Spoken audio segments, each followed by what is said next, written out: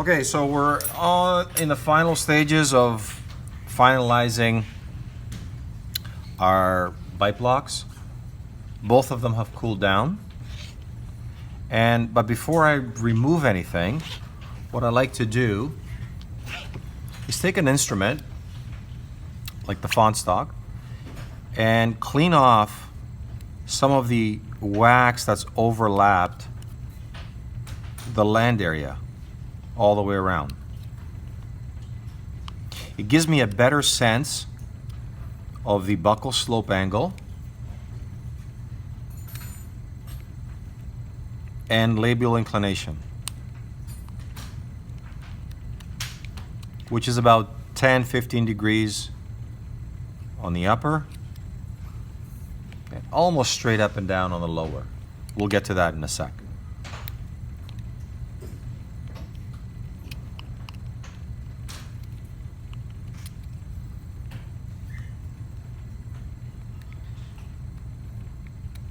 So I'm trying to get very close to the inner ledge of the land area. And I'm going to carve it rather quickly once I get a certain shape going, just to smooth out my wax a little bit. And you can see there that the slope angle is starting to take shape. This would be vertical, and that would be the slope angle that I'm trying to achieve there. Okay? Same thing on the other side.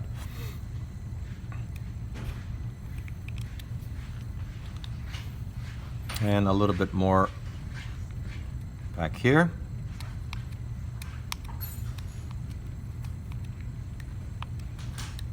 Once again, I soak the models for a good 10 minutes.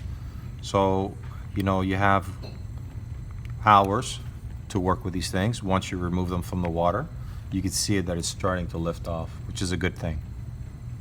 Okay, so I'm going to remove this.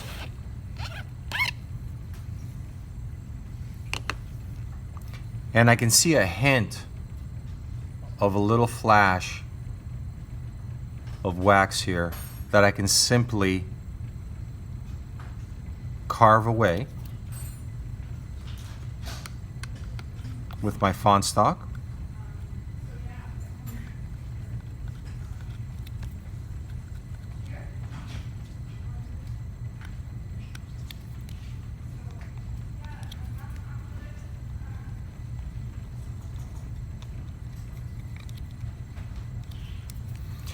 And right here I can see the buccal frenum. I'm just going to cut it out a little bit with my blade initially. And once again, follow the inclination of the frenum. Don't just cut it straight in. And round it off inside and out.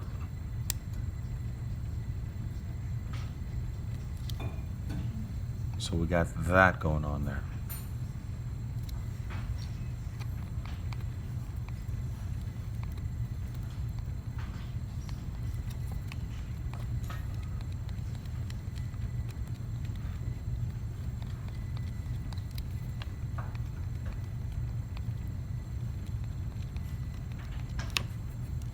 So there's a lot of carving going on here now, and it's fairly quick.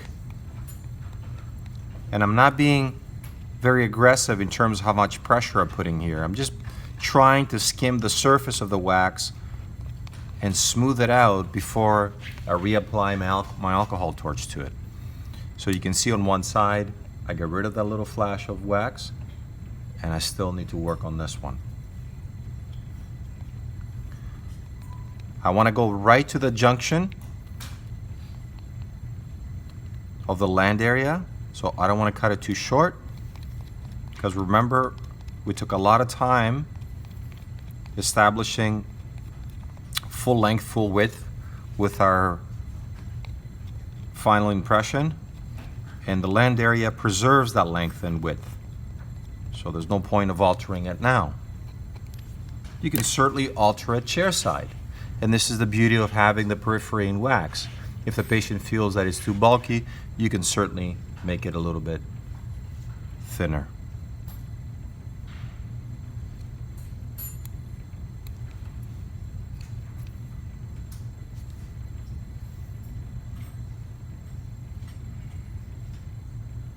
Open up the frenal attachment here, at least with my blade, and I'll go back in with a more blunt instrument and round that off a little bit.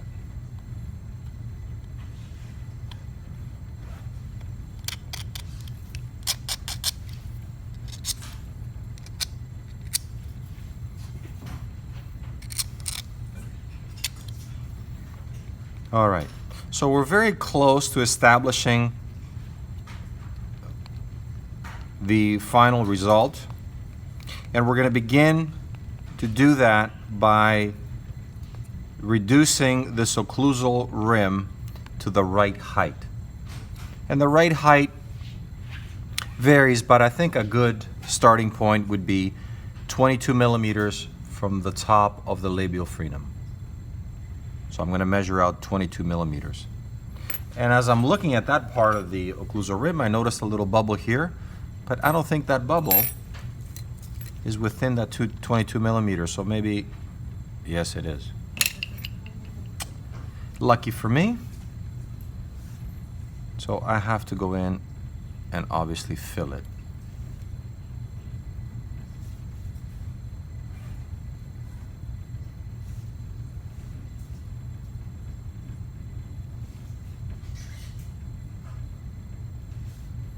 This is an average measurement, and in all probability, you're going to have to reduce that further intraorally with your patients. And that's a good thing, because when you're reducing wax is a whole lot faster chairside than adding wax to your bite block. So I'm going to tentatively hold it on my cast. I'm going to hold my ruler right at the top of the model right there, and I'm going to make a little marking of 22 millimeters.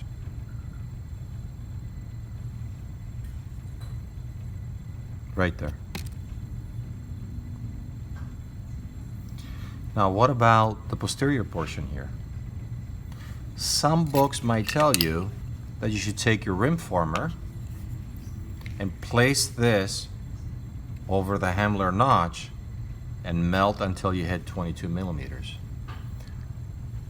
I don't think that's a good idea, because you're probably going to find yourself creating a very severe slope anteriorly, posteriorly with your occlusal table here, or your plane of occlusion, anteriorly, posteriorly, and you're gonna have to go back and add to it. If you recall, or if we haven't discussed it by now, the plane of occlusion is parallel to the residual ridge. And I've taken a lot of effort, or you're gonna take a lot of effort at some point to make sure that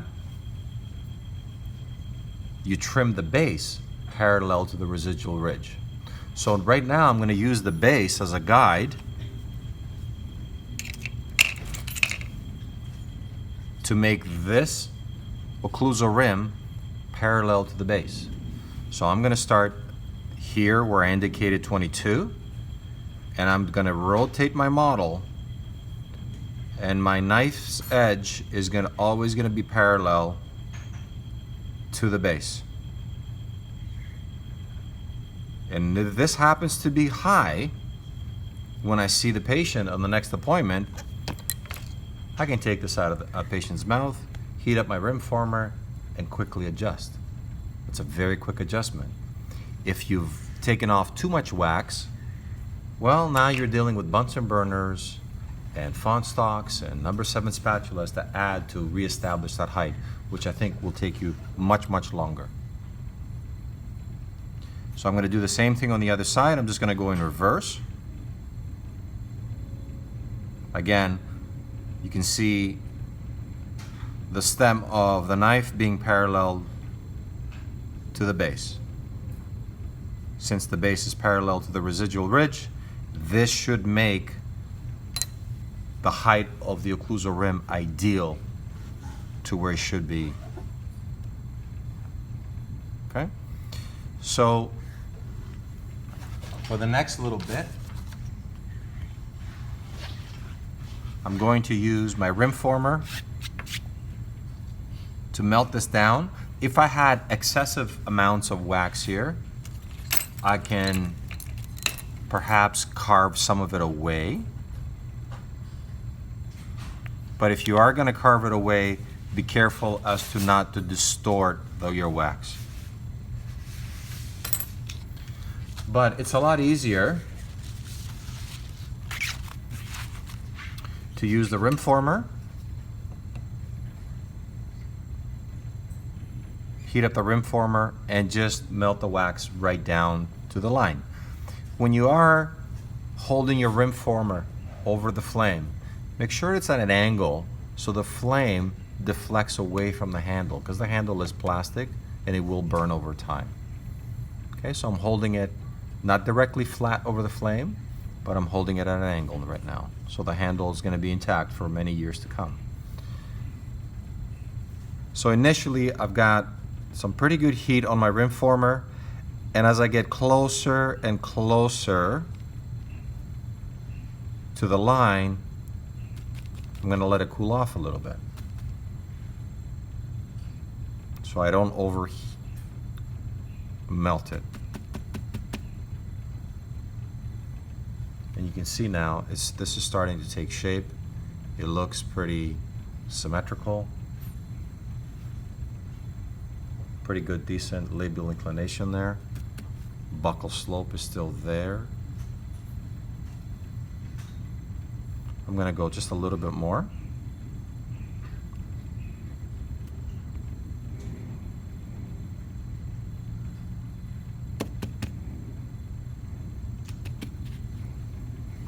And we really want to have nice sharp edges to the rim for reasons that we're going to explain in later videos to come in the clinic as far as maxillomandibular relations are concerned. I think this is as far as I want to get to that one. And just give it an overall look. Sometimes you might be off with your line. And as I'm looking at this now, it looks like the right side hangs a little lower than the left. So it might have been incorrect when I was carving my plane of occlusion line. So I'm going to go back, give it another look. So this looks a whole lot longer than that side. So I'm just going to heat it up a little bit and approach the wax a little earlier on the side that I feel it's a little high, and melt it down. Probably closer to about 1 millimeter there or so. And let's take another look. That looks a little more parallel to the base of the ridge, base of the cast. Parallel there. Although the angle of the camera might be throwing you off right now, but that looks pretty parallel. So I'm going to leave that aside and continue with the lower. So I'll work a little faster on this one.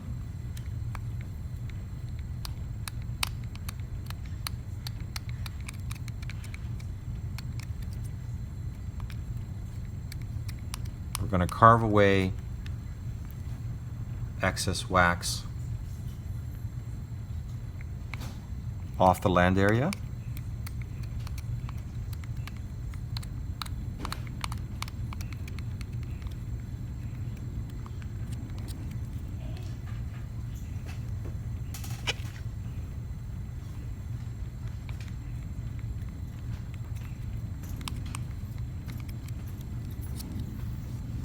And on the inside, you might find it a little bit difficult to continue with the fawn stock. Certainly you can use another instrument that'll fit the space. So I'll continue with my number 7 spatula. Just to give me a better idea if I need to move things around, carve things around, or possibly carve some wax and add some wax in different areas before I pull it off the model.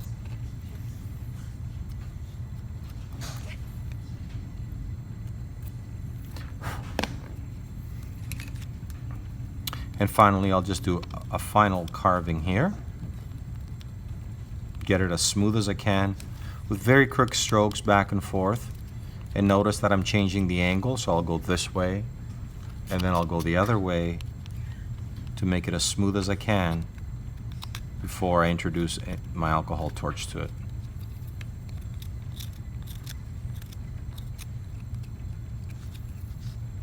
A little bit on the inside, although the inside looked pretty good from before. Certainly down at the periphery.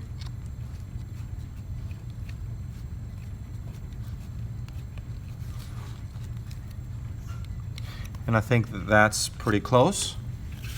So what I'm going to do next is I'm going to try to pull this off now that the wax has stiffened and it's in one piece. Just a little bit